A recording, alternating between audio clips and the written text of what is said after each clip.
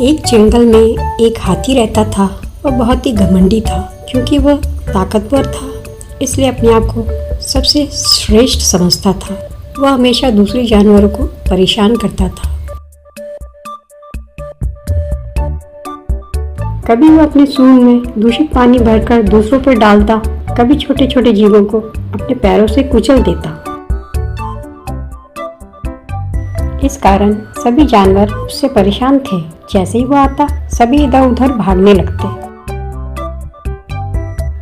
नदी के किनारे एक चींटियों का झुंड रहता था और उस झुंड की रानी बड़ी समझदार और मेहनती थी। वो अपनी टोली के साथ सुबह सुबह ही खाने की तलाश में निकल जाती थी। हाथी को चींटियां बिल्कुल पसंद नहीं थी। वह उनको अपने पैरों से कुचल देता था। एक दिन चींटियों की रानी ने उससे बड़े विनम्रता से पूछा, आप क्यों दूसरों को परेशान करते हो? ये आदत अच्छी नहीं है। यह सुनकर हाथी को बहुत गुस्सा आया और वो गुस्से में बोला, तुम अपनी जुबान पर लगाम लगाओ। तुम मुझे मत सिखाओ कि क्या सही है और क्या गलत। तुम एक छोटी सी जीव हो, तुम्हें तो मैं अभी कुचल दूं। यह सुनकर चींटी बहुत डर गई और निराश भी हो गई, पर उसने मन ही मन हाथी को सबक सिखाने का फैसला किया। अगले दिन चींटी एक झाड़ी में छिप गई। जैसे ही हाथी वहां से गुजरा, वह मौका देखते ही उसके सूंड में घुस गई। फिर उसने हाथी को काटना शुरू कर दिया।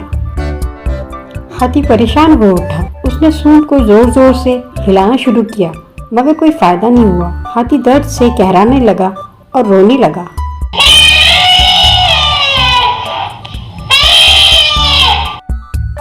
चींटी सूंड के अंदर से ही बोली, हाथी भाई, आप दूसरों को परेशान करते हो और बड़ा मजा लेते हो।